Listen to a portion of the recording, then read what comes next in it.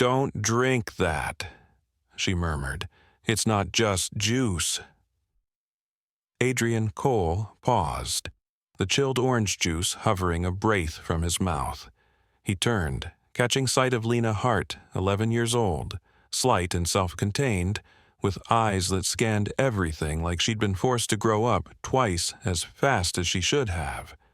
Her voice had barely disturbed the quiet of the breakfast nook, yet the warning sliced through the calm like an alarm. Adrian slowly lowered the glass. "What are you talking about?" he asked, trying to sound teasing. "Did I steal your juice?"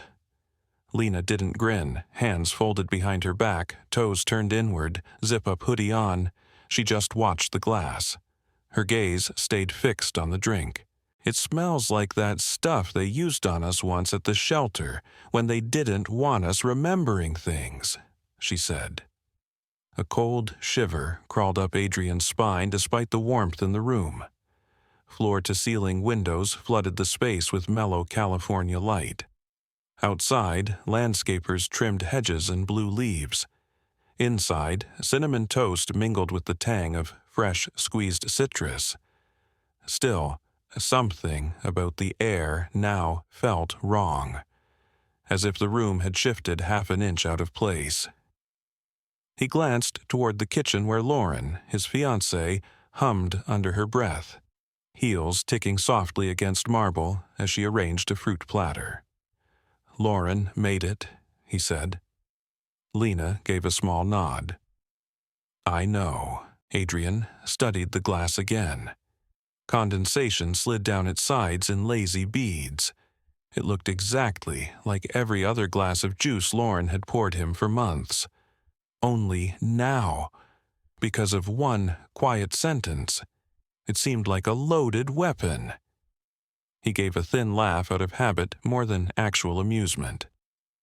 "You've got a wild imagination," he said. He brushed a strand of hair away from her face. She didn't flinch, but she didn't soften either. "I'm just saying," Lena replied, voice low. "Maybe don't drink it, not yet." She turned and padded away, sneakers squeaking faintly on the tile. The door eased shut behind her, leaving Adrian alone with a gleaming kitchen, a silent house, and the juice. He didn't drink it. Instead, he tipped the glass into the sink and watched the orange stream swirl down the drain. That night, he found himself at his home office window, staring out into the darkness. Lauren had gone to bed hours ago. The house was tranquil, but his thoughts were sharp and restless. Her smile earlier had been the same as always, warm, affectionate, effortless, maybe too effortless. Lena's warning refused to fade. 6 weeks earlier, he'd met her through one of his tech nonprofit outreach programs. She'd flagged a vulnerability in his company's public firewall.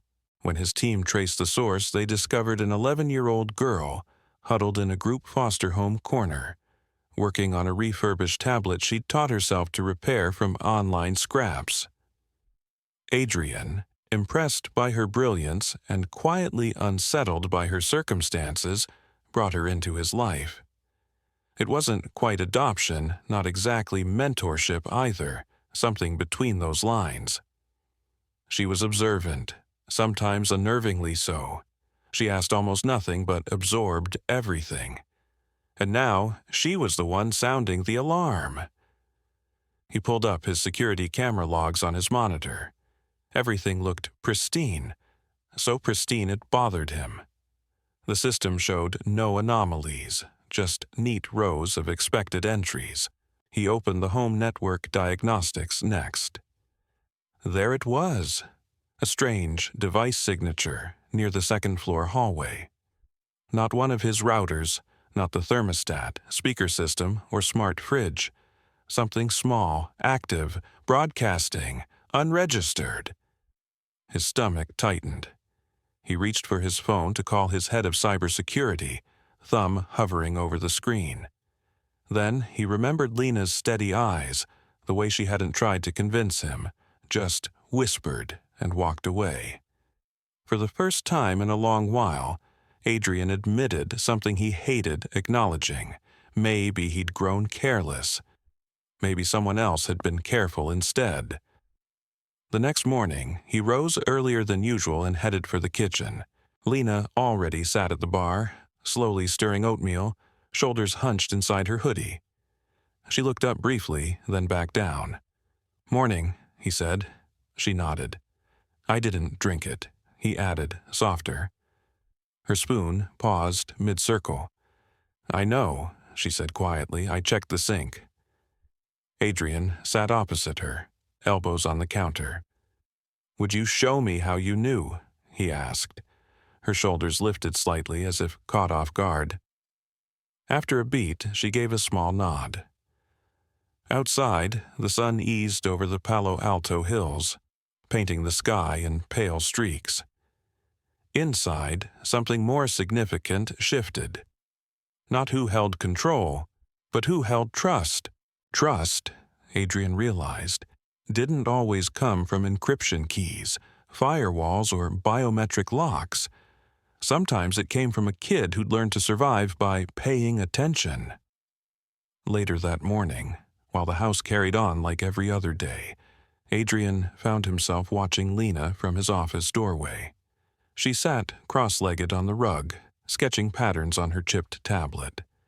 She didn't look dramatic or particularly intense, just still. But it was the way her eyes flicked subtly around the room, cataloging details. He saw it now, a constant readiness. "Do you notice everything?" he asked. Lena didn't look up. "Mostly," she answered. "It's how I figure out if I'm okay." The words landed with surprising weight in his chest. Adrian walked over and sat on the leather ottoman a few feet away. "You said the juice smelled like something from before," he prompted. She nodded. "The group home, they called it quiet time. Gave us juice that knocked us out," she said. "I learned to fake drinking it. I'd pour it into my sleeve and dump it later." He didn't answer right away. Instead, he pulled a folded, worn scrap of paper from his pocket. "I found this behind a picture frame, stuffed into the baseboard in the hallway closet," he said. "Looks like some kind of code." Lena took the paper carefully. It felt fragile, with faded symbols, zeros and ones and odd groupings marching in tidy rows. She studied it. "It's like binary," she said slowly. "Kind of." Adrian blinked. "You can read that?" Lena shrugged lightly. "One of my foster dads was obsessed with online games that used encryption mods. He didn't think I was paying attention." She opened an app on her tablet, thumbs moving quickly. "See this sequence? That's a MAC address." "So that's some sort of device," she continued. "But it's not one of yours." Adrian leaned closer. "You're saying whoever put this here was identifying a hidden device?" She nodded once. "Probably wrote it down so they wouldn't forget where it was." Just then, Helen, the housekeeper, stepped into the room. Tall, in her early 60s, she moved efficiently. Her eyes went straight to the paper in Lena's hand. "What's that?" she asked. "We think it's a device ID," Adrian replied. "Not on my list." Helen raised a brow. "I clean that closet every Tuesday. Never noticed anything strange." "That's kind of the point," Lena murmured, still studying the numbers. "Whoever planted it didn't want anyone noticing anything." Helen gave Lena a long, evaluative look. Then she nodded slowly and turned back to Adrian. "There is something I've been meaning to mention," Helen said. "Yesterday morning, I arrived early and saw Miss Lauren in the study. She said she couldn't sleep, but she wasn't near the bookshelf. She was standing by your desk." Adrian straightened immediately. "Doing what?" he asked. "She said she was looking for that magazine about your company, the one in Forbes," Helen answered. But it wasn't out, and she looked rattled when she realized I'd seen her. The detail struck him like a spark on dry tinder. He remembered the magazine resting on his nightstand. He hadn't left it in the study. Lena rose from the rug. "I think she's been watching you," she said quietly. Adrian rubbed his jaw. "You really think she's spying on me? For who?" Lena tilted her head. "No idea," she said. "But if she's sending your files somewhere, she isn't keeping them for herself." Adrian turned to Helen. "How long have you worked in this house?" 32 years, Helen replied, lifting her chin. "Then you know this place better than anyone," he said. She nodded. "I need your help. Anything unusual, devices that don't belong, things moved without explanation, I need to know. And I need it discreet." Helen didn't hesitate. "Understood." Lena stepped closer. "I can help too," she added. Adrian hesitated, then nodded. He glanced at her tablet, at the agile mind behind her quiet manner, at the clues she'd already noticed that he'd overlooked. "All right," he said, "but we're careful. No unnecessary risks." Lena's mouth twitched. "Careful is my default setting," she murmured. That afternoon, the three of them launched a silent sweep of the house, each playing a distinct role. Adrian combed through official network logs and device registries. Lena prowled the hallways with her tablet, scanning for rogue signals. Helen relied on 30-plus years of memory, looking for objects that were new, out of place, or slightly rearranged. It was Lena who found the first undeniable clue. In the guest room, Lauren preferred for visitors. Lena stopped abruptly. She stood beside an ornate marble vase Lauren had given Adrian for his birthday. It was fancy, not really his style, but he'd kept it because Lauren had been so thrilled. "Something's buzzing near here," Lena said, holding her tablet close. "It's faint, but it's live." Adrian lifted the vase carefully. Nestled beneath decorative stones lay a tiny black dot. It was no bigger than a watch battery, a micro-recording device. His blood went icy. Helen said nothing, only crossed herself quietly. Adrian pinched the bug between two fingers, staring. "How did I never catch this?" he muttered. "Because you trusted her," Lena replied simply. "If you've ever been burned for trusting the wrong person, smash that like for Lena's instincts. And while you're at it, drop a comment telling me where you're watching this from. You never know. Someone nearby might be following this story at the same time." Adrian stared at the bug. The word trust felt different now, heavier, sharper. He turned to Lena. "You think there are more of these?" he asked. "I'd put money on it," she said. By sundown, they'd uncovered 3 more. One sat behind a framed abstract painting in his study. Another hid inside the decorative clock in the living room. The last device nested inside the drawer of his nightstand. Every location had one thing in common. Lauren had handled each item in the past month. Adrian sat on the edge of his bed, stunned. Fingers laced under his chin, he replayed the last year. "She knew my travel schedule," he said slowly. "Always showed up with coffee when I was overwhelmed. Always volunteered to organize my files." "She's good," Helen said quietly. "Too good," Lena added. Adrian exhaled, the sound more like a low growl. "We need proof. Real proof. Enough to hold up in court." Lena's eyes brightened with focus.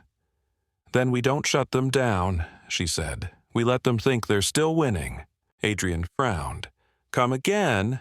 She met his gaze. "We let them believe they're ahead of you. Give them something to steal, something you control, Something traceable and obviously linked back once they move it. Helen gave a small, approving smile. Like bait, she said. Adrian nodded slowly as the idea rooted itself. We hand them exactly what they think they want, he said. He looked at Lena, this quiet kid with haunted eyes who had just exposed a betrayal he hadn't even suspected. And when they reach for it, he continued, voice gaining steel, we'll be ready and watching. The next morning, everything looked irritatingly normal. Too normal. Lauren hummed along with a jazz playlist as she segmented grapefruit in the kitchen, dressed in a soft cream robe, her signature easy smile in place, the one that made strangers open up without thinking. Adrian lingered in the doorway, gaze unreadable. She turned and greeted him with a light kiss. You're up early, she said, flicking a curl behind her ear.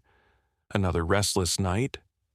Something like that, he replied. Just a lot on my mind, she laughed gently. That's nothing new for you. He poured coffee from the machine he'd programmed himself last night. As he stirred, he caught Lena in the corner of his eye, sitting in the nook. She appeared to be watching an animated show on her tablet, headphones looped around her neck. In reality, she was monitoring 3 improvised signal interceptors wired into the house's electrical system overnight. Lauren remained blissfully unaware. Adrian took a seat across from Lena, pretending to scroll through email while he watched Lauren glide around the kitchen, perfectly at ease. He wondered how many stories she'd told him that had never been true. She's live, Lena whispered into the tablet's Bluetooth mic, lips barely moving. And so are the devices. 2 active signatures, one pulsing, one streaming. They're listening right now. Adrian gave a small, almost imperceptible nod. Good to know, he said aloud, looking up as Lauren turned toward him. Later that day, he called Daniel Park to his office. Daniel was his CFO, co-founder, and closest friend for more than 2 decades. They had built Cole Shield Technologies from nothing but late-night coding marathons and cheap takeout. If Adrian had a brother, it would have been Daniel, and that made Lena's earlier observation feel like acid. He's been here when you're gone, she'd said. He and Lauren, whispering and going through your desk.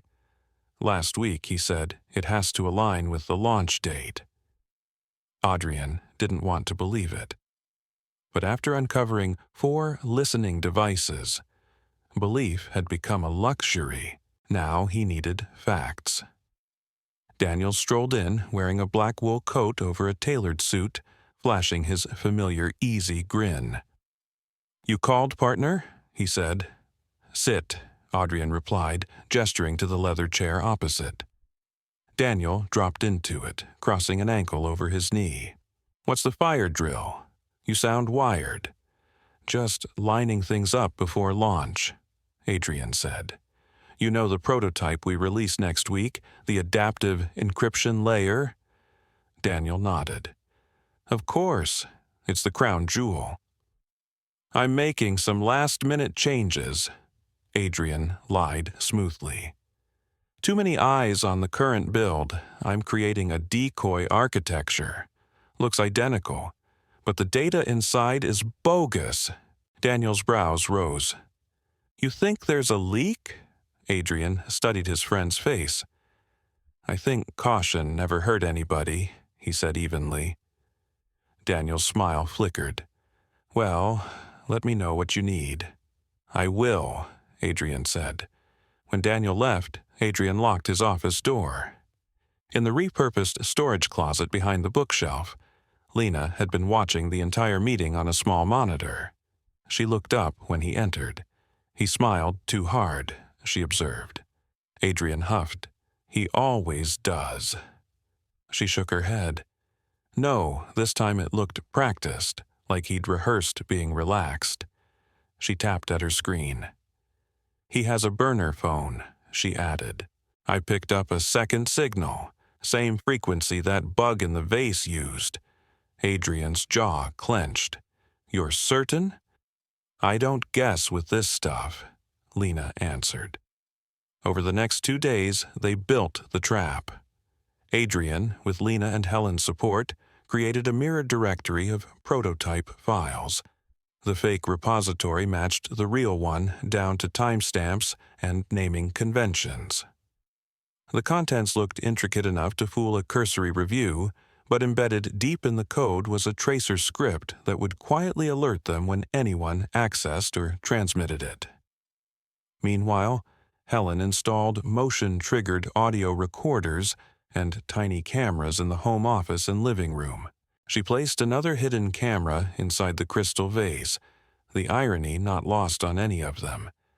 They were using Lauren's favorite surveillance prop against her. That night, Lena sat cross-legged on her bed, scanning through signals for the 5th time. The walls still smelled faintly like fresh paint.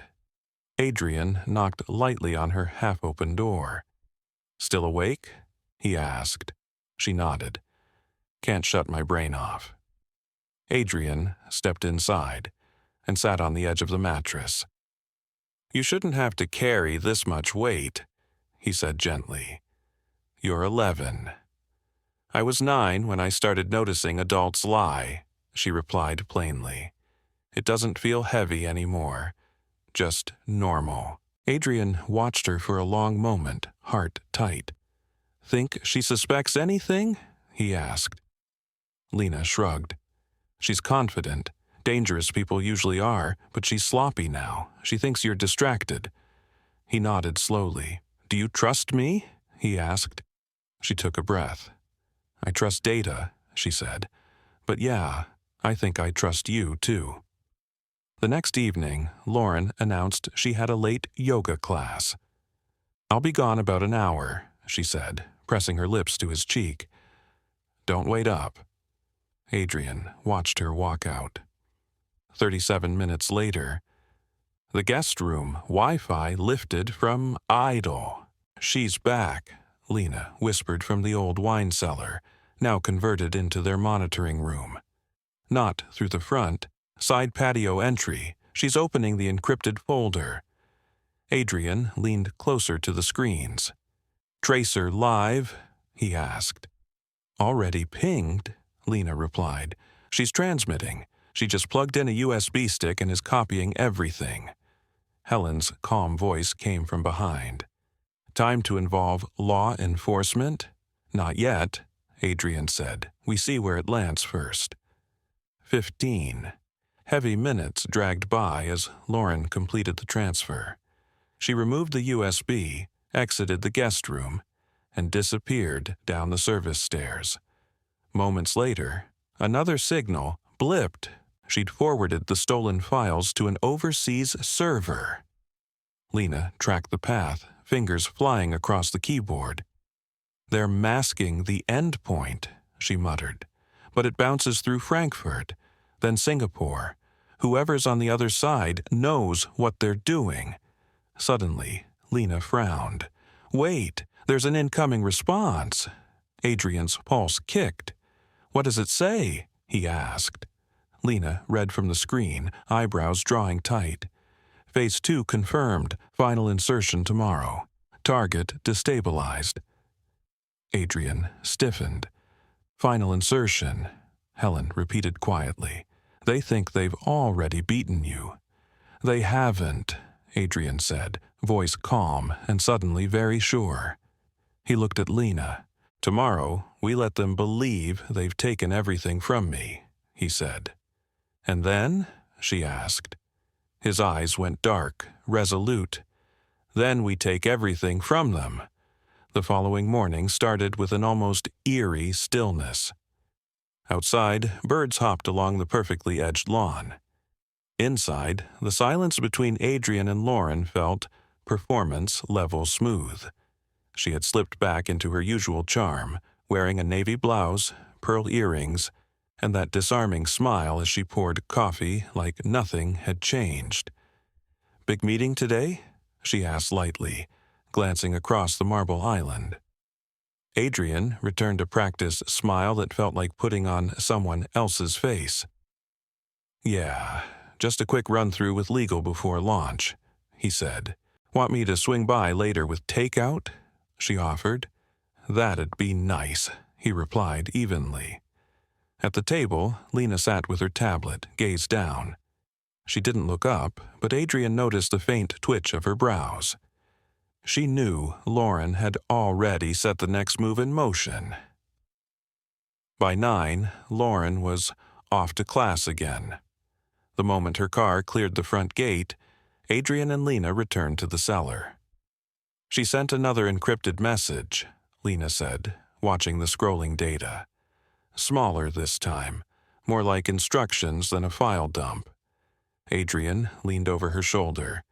"Can you crack it?" "Not directly," she said, "but I can mirror the route. Looks like it's going local." "How local?" he asked. She squinted at the screen. "Bay Area, Hillsborough." Adrian stared. "Only one person in my inner circle lives in Hillsborough," he said slowly. "Daniel," Lena replied instantly. The pressure behind Adrian's eyes sharpened to a point. Daniel Park, the man he trusted most, was at the center of the web. "We have to catch them together," Lena said. He nodded. "Time to set the stage." That afternoon, Adrian called both Daniel and Lauren separately. "Dinner at the house tonight," he told each of them. "Both of you. There's something important about the company we need to discuss together." Lauren paused for half a second. "Of course," she said smoothly. "I'll be there." Daniel sounded thrown. "Together? That's unusual," Daniel said. "You'll see why," Adrian answered. "Bring that Pinot you always brag about." As evening approached, everything was wired. Lena and Helen had helped Adrian rig the dining room and office with high-definition audio and video. Every entrance was monitored. Every device Lauren or Daniel might try to use had been swapped with decoy hardware. At 6:58 p.m., Lauren arrived first in a sleek charcoal dress, her expression polished. She greeted Adrian with a kiss that ended a fraction too quickly. "You seem tense," she observed, straightening his collar. Launch week," he said lightly. "Who wouldn't be?" Minutes later, Daniel's black Porsche rolled up the drive. He stepped out with a grin and a bottle. "Hope I'm not crashing date night," he joked. Adrian clapped him on the shoulder, smile steady. "Not at all. Come in." Dinner unfolded in the glass-walled atrium, the sun washing the sky behind tall pines in streaks of orange and purple. Helen set plates with practiced grace, every movement efficient. Conversation skimmed across sports, market news, even an old inside joke. Underneath, every word felt like a move on a chessboard. "So," Lauren said at last, crossing one leg over the other, "what's this big revelation?" Adrian leaned back, rotating his wine glass. "I've made a call about the prototype," he said. "I'm accelerating the release and naming the new protocol after my dad, the Raymond cipher." Lauren's eyes widened. "You never mentioned that," she said. "Decided last night," Adrian replied. Daniel shifted in his chair. "That's a big pivot," he said, sounding cautious. Adrian nodded slowly. "I've been thinking about legacy, about who I can actually rely on when things get complicated." Silence settled. Lauren's fingers tightened around her glass a fraction. "Which is why," Adrian continued, "I've invited the FBI to audit the entire digital pathway of our prototype, just to make sure nothing's been compromised." The silence deepened. Lauren was the first to speak. "That sounds extreme," she said carefully. "Does it?" Adrian asked. "Or is it long overdue?" In the hallway, Lena watched on her tablet with Helen beside her. catching every flicker. She saw the way Lauren's shoulders stiffened, and Daniel's eyes darted toward the door for half a second. "They're spooked," Lena whispered. "Good," Helen murmured. "Let them sweat." In the atrium, Lauren set her glass down with a too-calm clink. "Adrian, I think we should talk alone," she said. "Why?" he asked. "Something Daniel shouldn't hear?" Daniel cleared his throat. "Maybe airing internal worries right now isn't ideal," he said. Adrian's gaze chilled. "No," he said. "I think this is exactly the moment." He stood. "I want to show you both something." He led them into the study. The large monitor on the wall flickered to life, playing a series of crisp, time-stamped clips. First, Lauren in the guest room, inserting a USB and uploading files. Second, Daniel in Adrian's office, slotting a drive into Adrian's personal workstation. Third, overlapping network logs matching those times. The footage needed no narration. Lauren's face drained of color. Daniel took a stumbling step back. Adrian turned to them, fury controlled but unmistakable. "I trusted you," he said quietly. "Both of you. You used my home, my servers, my entire life like your side project." Lauren's smile vanished completely. Her voice lowered, stripped of Polish. "You think you see the whole picture?" she asked. "I think I see enough," Adrian said. The study doors opened. Two plainclothes agents stepped in, badges raised. "Lauren Quinn, Daniel Park," one agent said. "You're under investigation for conspiracy, wire fraud, and violations of federal cybersecurity statutes." Neither ran, neither argued.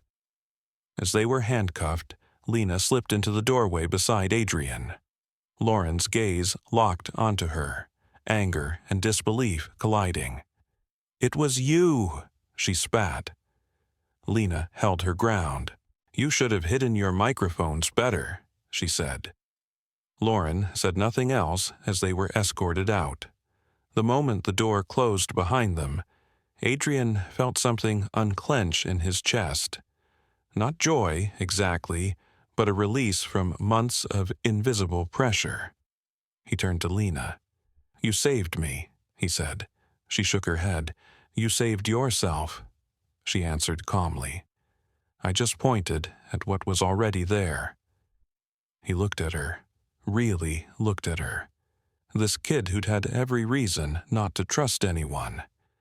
"That's all most people ever need, isn't it?" he said quietly. "Someone to listen when they say something's wrong." That night, long after the house went still, Adrian stood alone in his study, holding a fresh glass of orange juice. He didn't drink it. He studied the way the light caught the liquid, then smiled, faint but real, and set it aside. Morning arrived oddly clear, as if the storm that had ripped through his life had scrubbed something from the air. Adrian stood at his office window, the early sun cutting through the pines. In his hand, he still held last night's untouched glass. He hadn't thrown it away. Not yet. Downstairs, the rhythm of the house had changed. No more Lauren's heels on hardwood. No more hushed calls from corners. No more lies masquerading as everyday routine.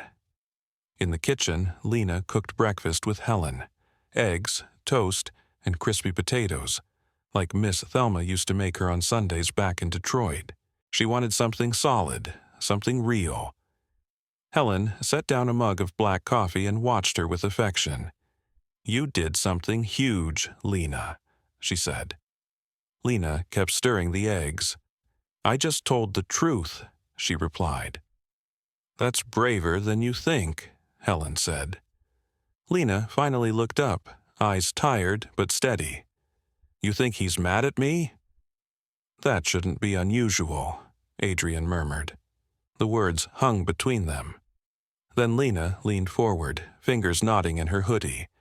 There's something I never told you." His brows lifted. "I'm listening." She drew a shaky breath. "Lauren tried to pay me off twice. She wanted me quiet about something I saw on her laptop. I refused." Adrian's jaw tightened. "You saw the wire transfers?" "No," Lena whispered. "I saw a clip of you sleeping. The camera angle was close. Too close, like it was inside your room." Adrian's hand clamped around the desk edge. "She kept a backup," Lena added. "It's in her car, behind the license plate. I watched her hide it." Adrian rose without another word and grabbed his keys. "Wait," Lena said, jumping up. "Let me come." He hesitated, then nodded once. They walked to the garage in silence, the air smelling faintly of motor oil and cold metal. Lauren's luxury SUV sat untouched since the arrest, polished and still, like something waiting to wake. Adrian opened the driver's door, then crouched by the plate. A few careful twists with a screwdriver, and there it was. A slim, black flash drive taped neatly behind the frame. He peeled it free, holding it up to the harsh garage light. For a long beat, neither of them spoke. "What if there's more?" Lena whispered. "Then we tear the rest down," Adrian said quietly. "Together." That evening, back in the study, they plugged the drive into an AIR-gapped laptop disconnected from everything. The screen populated instantly. Lena's breath caught. Dozens of video files. Adrian, board members, politicians, high-profile donors, captured in vulnerable conversations, arguments, tearful confessions. This wasn't simple blackmail. It was an arsenal. Lena looked away, nauseated. Adrian closed the laptop slowly, his face hard to read. "She wasn't planning a scandal," he said. "She was building a war chest." Lena's voice trembled. "And you were the main target." He met her gaze, something resolute in his eyes. "Not anymore," he said. "She doesn't get to write the story now." Over the next days, Adrian moved with deliberate, relentless focus. He quietly stepped down from 2 corporate boards, dismissed 3 senior executives, and called discreet one-on-one meetings with every major partner. Piece by piece, he rebuilt the structure around him, this time less like polished glass, more like reinforced stone. Through all of it, Lena stayed close, not because she was obligated, but because she chose to. Adrian enrolled her in a specialized school program, hired a private tutor, and, most importantly, gave her something new, a say in what happened next. One evening, weeks later, they stood on the back patio, a blanket around Lena's shoulders as the sun bled behind the hills. "Cold?" Adrian asked. "A little," she admitted. He handed her a steaming mug of cocoa. She cradled it, then glanced up. "Do you think people actually change?" He considered. "I think people make decisions," he said. "That's what matters." She nodded, porch lights reflecting in her eyes. For the first time in years, Adrian felt peace, not because the chaos had disappeared, but because someone had helped him see the storm before it hit, and he'd chosen to stand through it instead of hiding. That night, rain returned, not furious and loud, but steady, a soft tapping against the windows of the Cole estate. Adrian stood alone in the dining room thinking. A folder rested in his hands. Inside, names. People he'd once toasted with, strategized with, defended, now tied directly to the conspiracy that nearly destroyed him. Helen walked in carrying 2 mugs of chamomile tea. She noticed his expression. "It's late, Mr. Cole." "I know," he said. "I've been reviewing the list Lena reconstructed from the drive." Helen's forehead creased. "And," Adrian exhaled slowly. It's uglier than I thought. It wasn't just Lauren and Daniel. Two of my oldest advisors, Gordon Hale and Marisa Trent, signed off on overseas transfers through a fake charity shell. He sat down heavily. Marissa helped me set up the college fund in 2003. I asked her to oversee scholarships. She used it to move money? Helen's mouth thinned. I never trusted how sweet she talked. Adrian stared at the folder. What now? Helen asked. I confront them, he said, one at a time. She shook her head. Not alone. He met her eyes and nodded. You're right, he said quietly. Not alone. Not anymore. The next morning, sunlight edged cautiously through a blanket of silver clouds. Adrian pulled into the parking lot of Cole Capital Group. The glass tower loomed above him, sleek, reflective, impressive. An empire he'd raised from late-night code and impossible deadlines, now harboring decay in its upper floors. Inside, the boardroom buzzed with low conversation. 12 board members sat around the polished table, sipping coffee, scrolling phones. At the far end, Gordon Hale watched everything with measured eyes. Beside him, Marisa Trent, scarf draped just so, wore her familiar pleasant smile that never quite reached her gaze. Adrian walked in and set a leather binder on the table without speaking. Conversation died instantly. Thanks for coming, Adrian said. Today, I'm not speaking to you as your CEO. I'm speaking as the man you nearly ruined. Marisa shifted in her chair. Adrian, what's this about? He opened the binder and slid 2 printed authorizations down the table. Gordon's fingers flinched as the documents landed before him. Those signatures are yours, Adrian said evenly, approving diversion of $48 million from our education fund into a Cayman shell, the same account Daniel used to scrub Lauren's cut. A murmur rippled around the table. Gordon leaned back, nostrils flaring. That's a heavy accusation. I'm not accusing, Adrian replied. I'm reciting facts. He pressed a button on a small device in his pocket. A recording crackled through the room, Lauren's voice, unmistakable. We'll use Marisa for the paperwork. She owes me. Gordon, too. They won't question anything.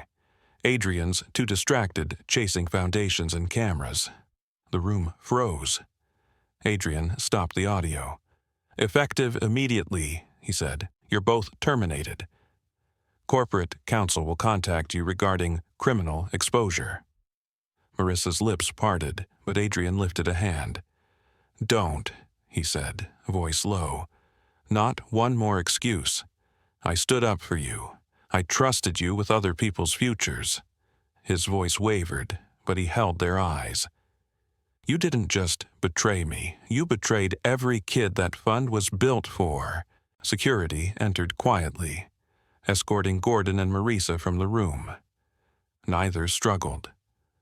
When the door closed, the silence that remained was almost physical. Adrian faced the remaining board members. If anyone else has something buried that I need to know about, this is your last chance to volunteer it, he said.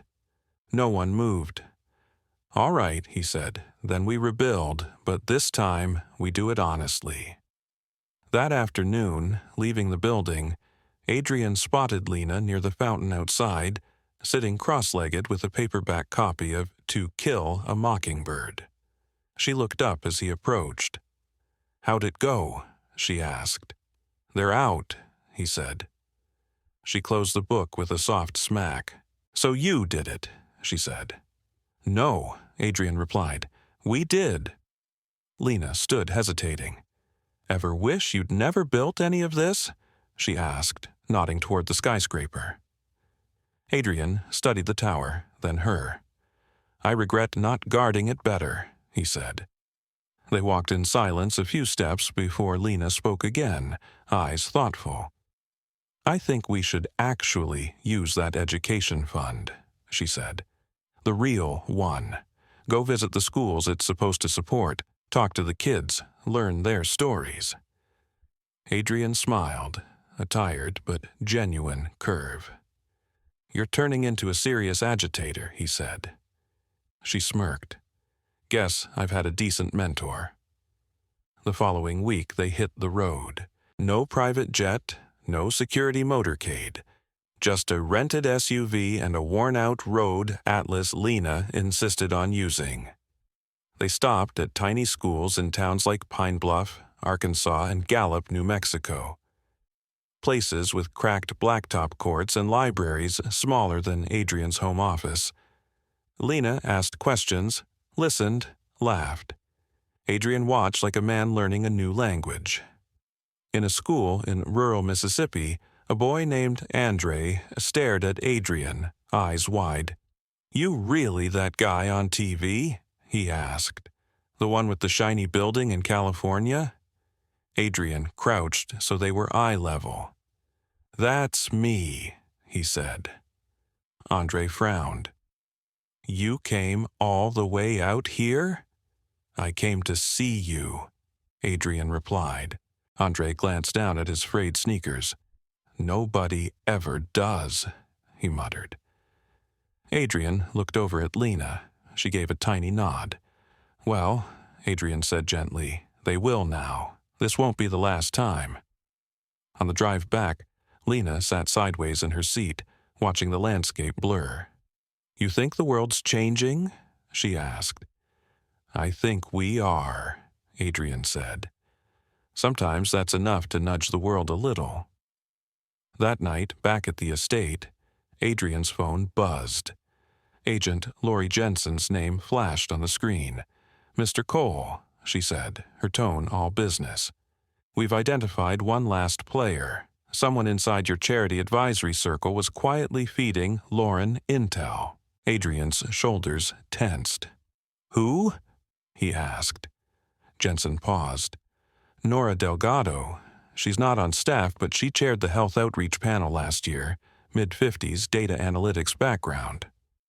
Adrian pictured her, soft voice, always helpful, rarely drawing attention.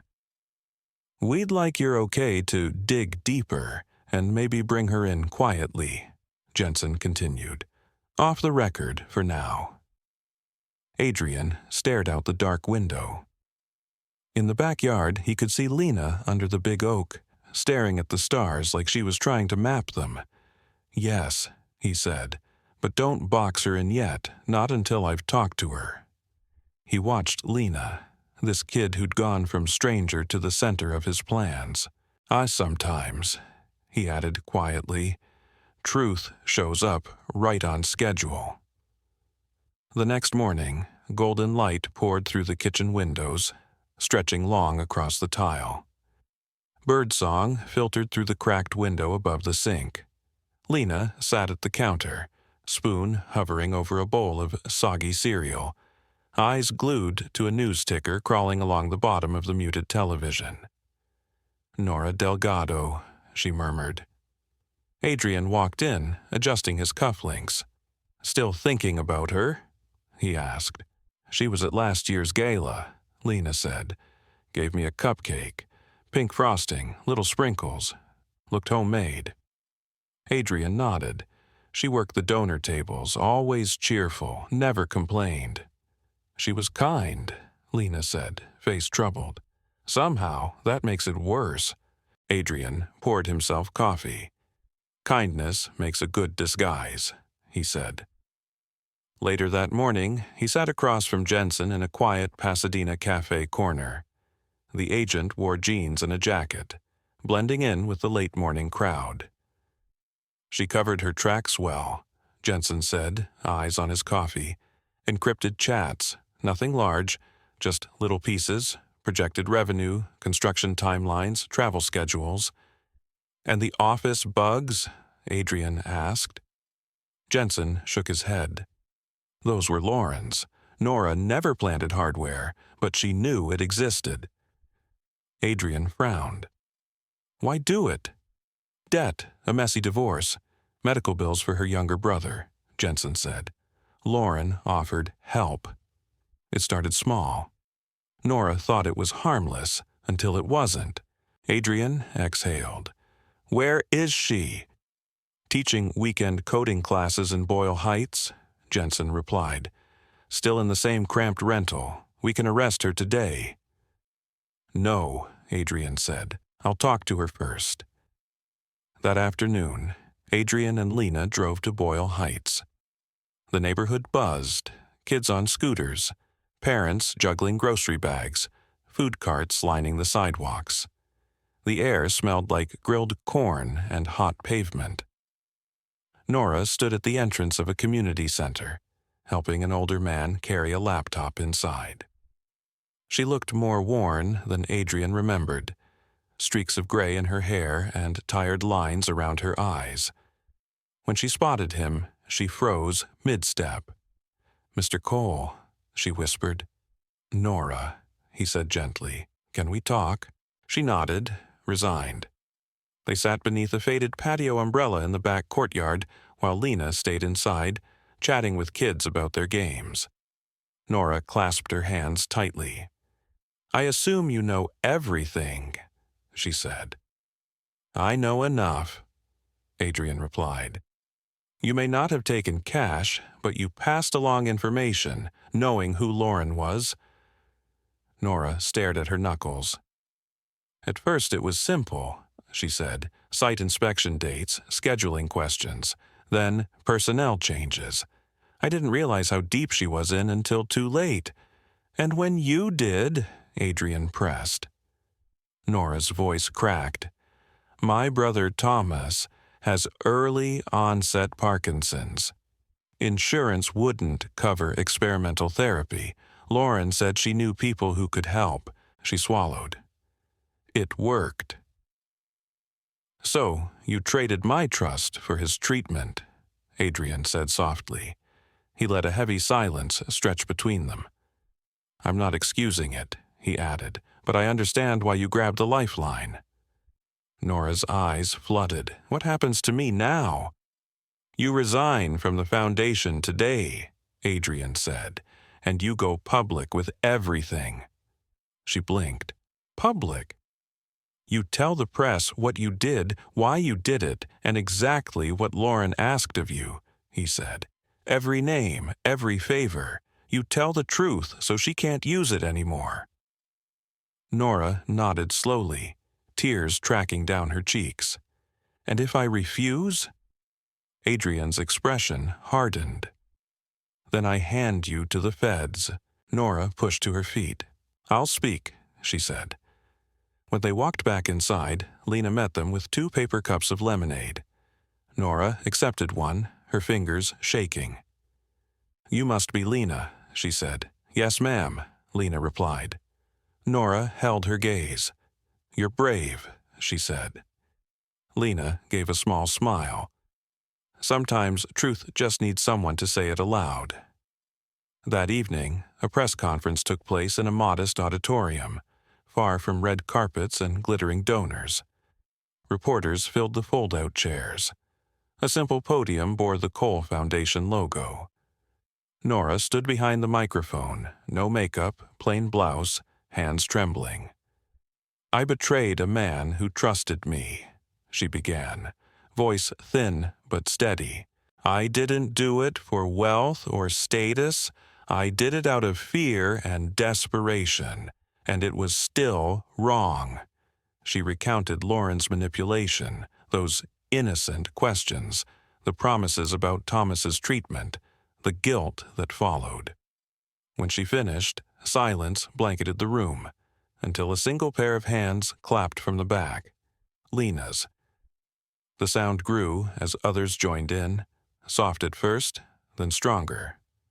Afterward, as reporters filtered out, Adrian stood beside Lena near the exit. You didn't have to clap, he said. She didn't have to tell the truth, Lena replied. On the drive home, they rolled the windows down. Warm California air swirled through the car as Lena hummed along to an old soul track. Adrian glanced at her. "You really think people can change?" he asked. "I think people can decide to," she said. "That's the important part." Later that night, Adrian stood by the fireplace, staring at an old framed photo. Him, Lauren, and Daniel at a charity gala, champagne flutes raised. He held it a moment, then dropped it into the flames. The glass cracked, the glossy image curling and blackening until the faces disappeared entirely. Lena walked in carrying a new folder. "What's this?" Adrian asked. "Drafts for the Truth and Transparency Initiative," she said. "You said you wanted to rebuild, so I started sketching." Inside were detailed ideas: public audits, independent oversight, youth advisory panels, anonymous reporting channels. At the bottom of one page, in Lena's looping handwriting, a note read, "Justice isn't payback. It's making sure the harm stops."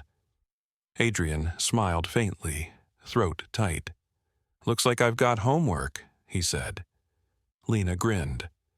"Good thing you're working with an overachiever." Outside, night gathered around the house, but for the first time in a while, it didn't feel suffocating. 3 days after Nora's confession made headlines, the story still refused to fade. News segments argued about morality and whistleblowing. Opinion pieces praised Adrian's restraint and Lena Hart's unsettling knack for uncovering truth. Inside the Cole estate, though, calm was an illusion. Adrian sat alone in his study, staring at a pile of sealed envelopes. Each was from someone different. Board members, senators, executives. Some pledged support. Others politely distanced themselves. One unmarked envelope had no return address. Inside was a single photograph. Lauren, shaking hands with an unfamiliar man in a dark suit at a small private airfield. Scrawled on the back in red ink, "She's not finished, and she's not alone." Adrian rose slowly, heart thudding. He crossed the room and picked up the landline. "Get me Jensen," he told his assistant. Minutes later, the agent's low voice came through. "We were worried this might surface," Jensen said. "Recognize the man?" Adrian asked. "Name's Colin Mercer," Jensen replied. "Private contractor, used to work with the NSA, dropped off the grid 5 years ago."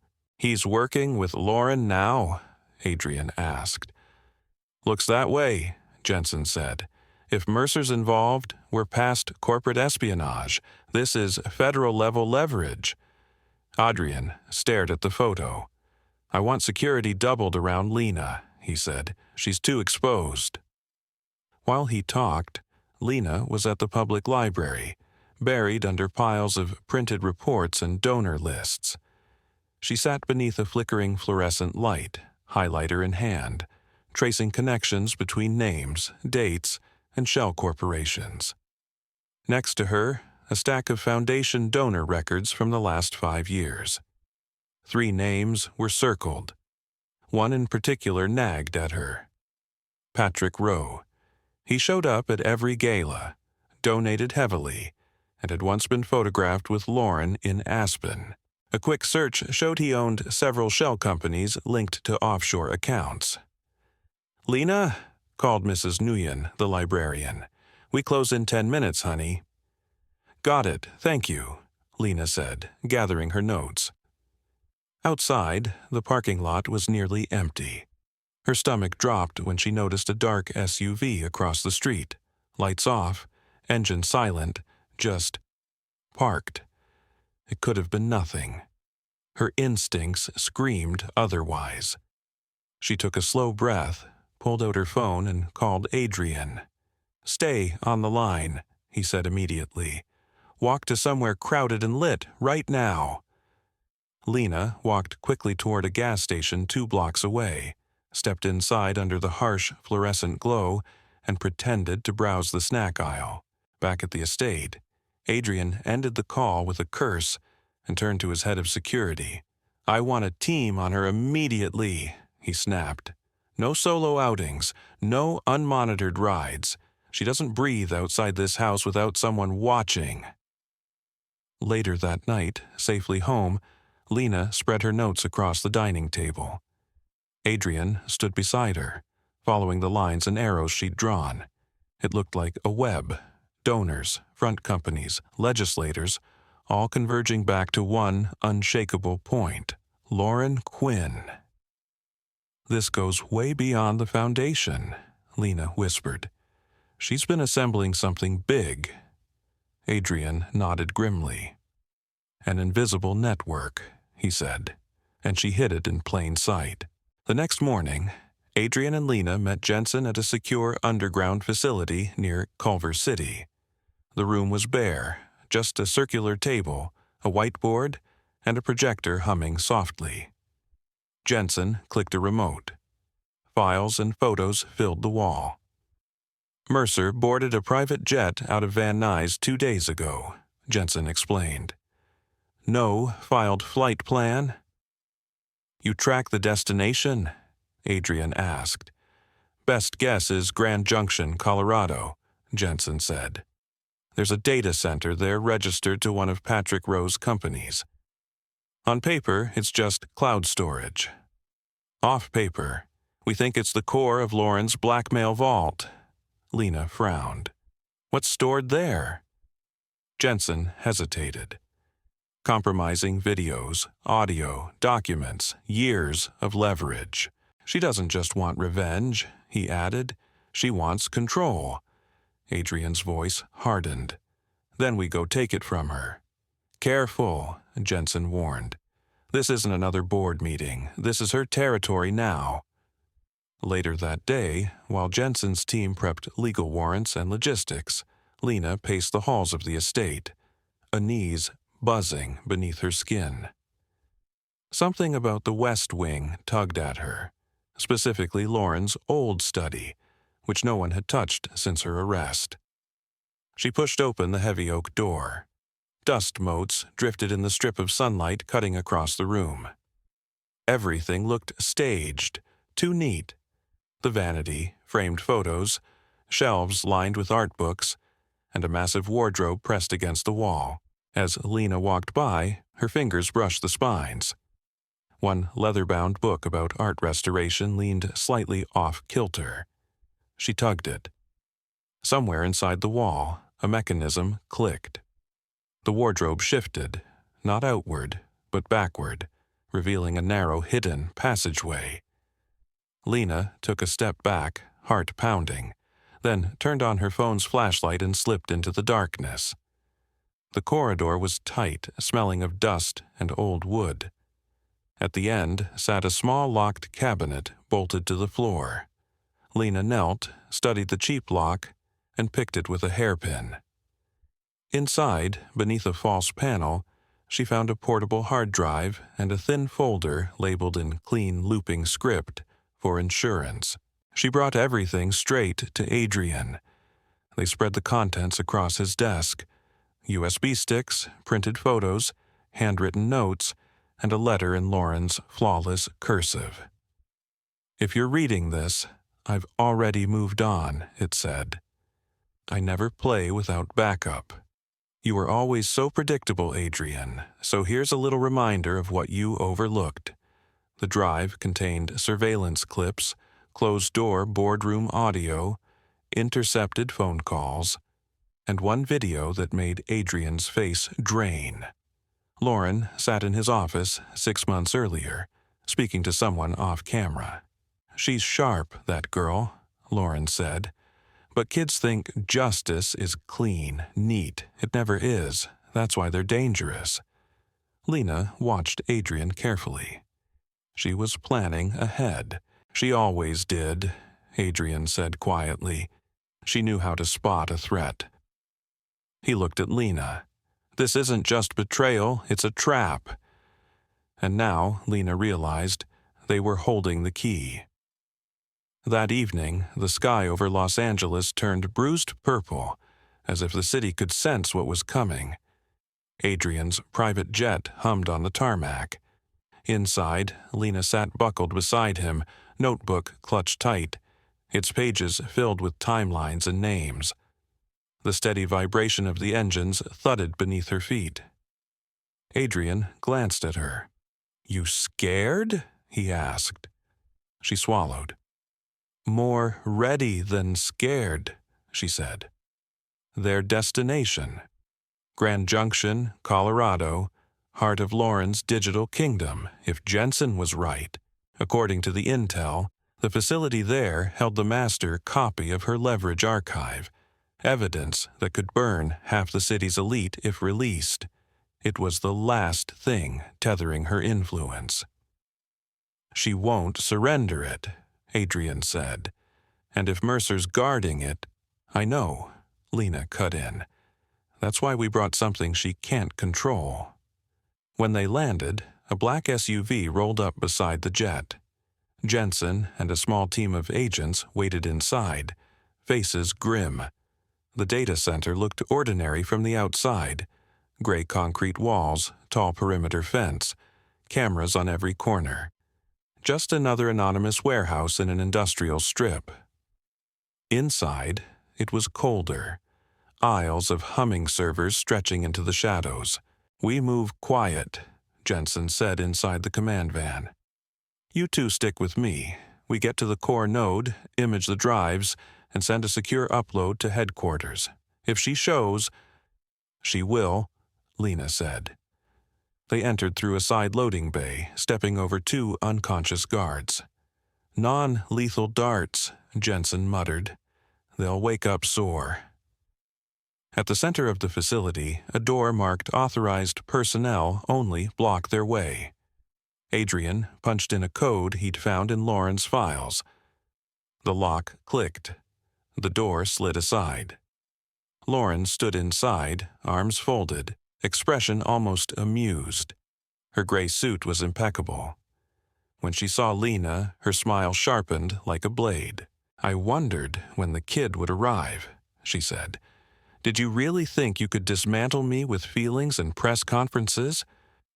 Adrian stepped beside Lena. "You misjudged her," he said. "And you misjudged what loyalty actually looks like." Lauren rolled her eyes. "Loyalty?" she scoffed. "Everything you built was smoke and mirrors. You just refused to look behind them." Jensen gave a subtle nod, agents fanning out around the room. "I've already cloned these servers," Lauren said. "Even if you rip this place apart, byte by byte, there's another copy overseas. You can't stop what's coming." "You're right," Lena said.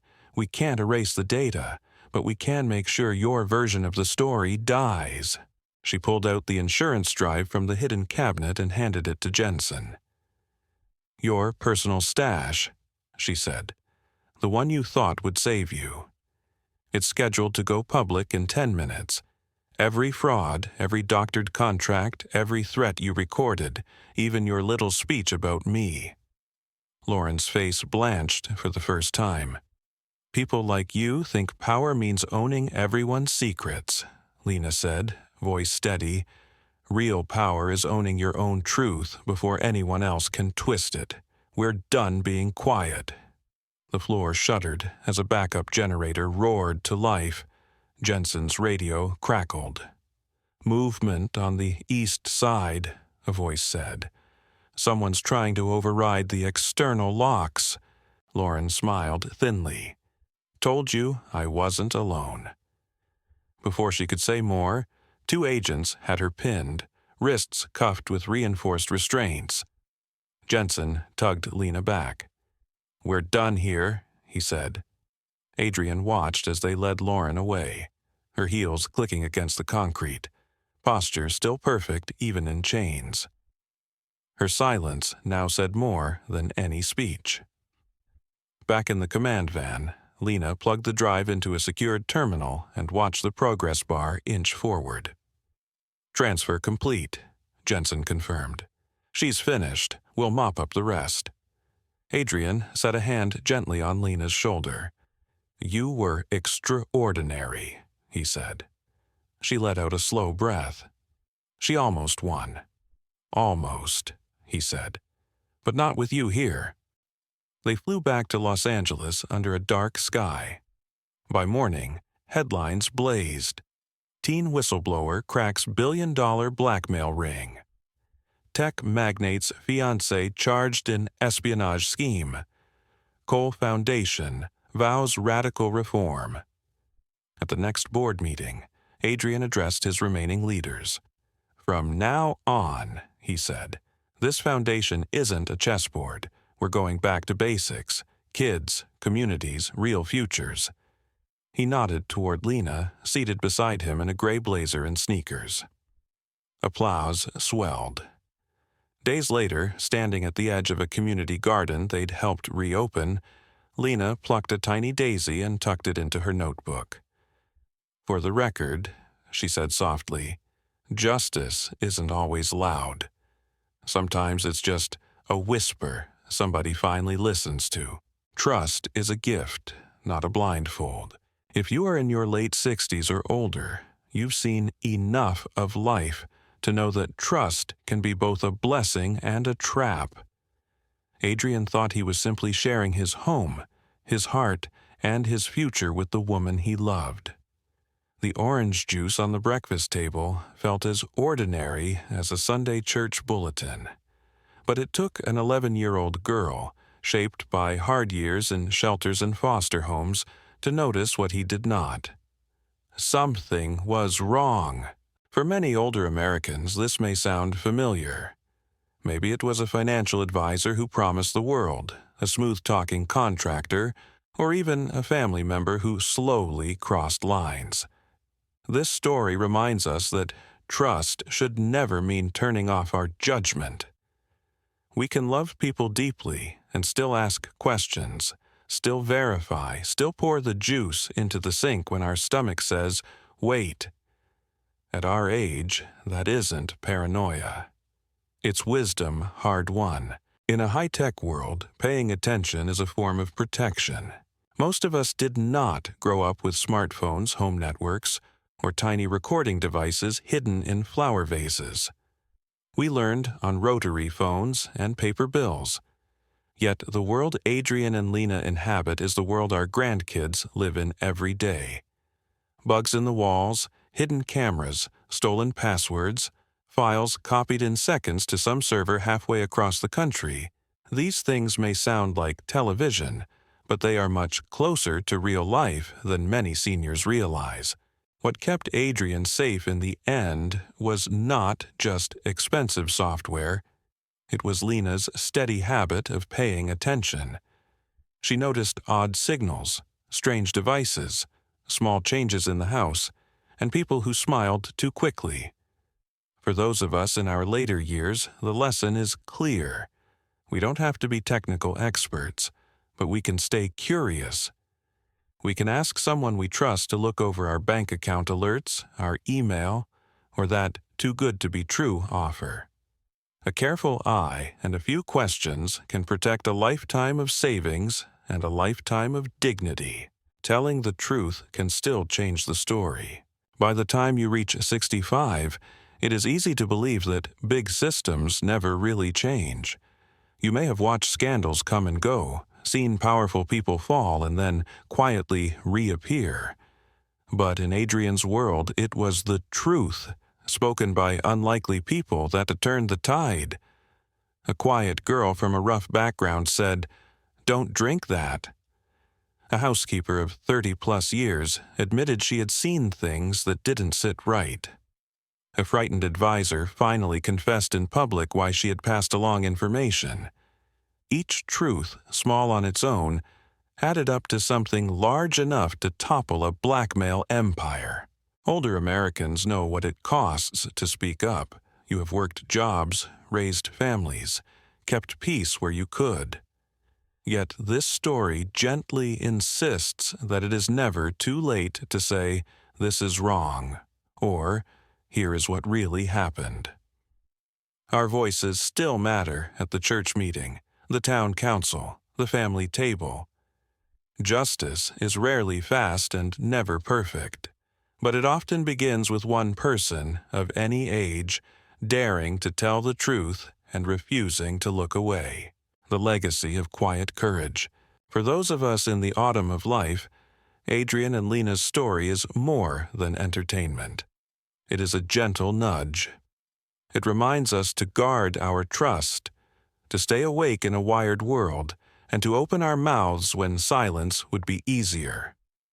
We may not chase spies or crack computer codes, but we can still do something powerful.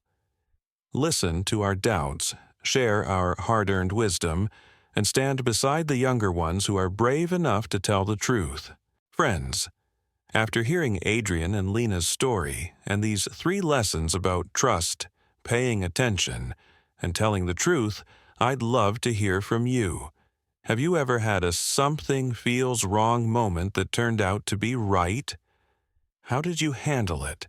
And what would you do differently today?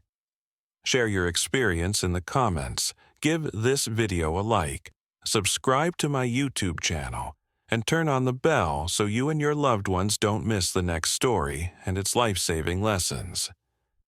And please share this with a friend or grandchild who needs a gentle reminder to stay alert.